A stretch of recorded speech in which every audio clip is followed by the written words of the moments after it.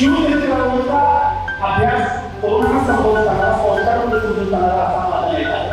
मित्रांनो, शिवचरित्र फक्त शिवजयंतीचा फक्त फोटो खेळ आहे, तर प्रत्येक आयुष्यात दलित माणूस त्याचा दिली.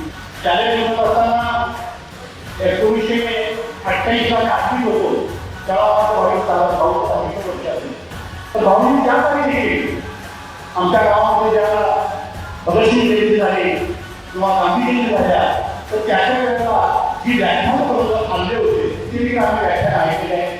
आदरणीय पांढरे गोविंदराव कांबळे साहेबांनी व्याख्यान आणले ऐकले की त्या तुम्हाला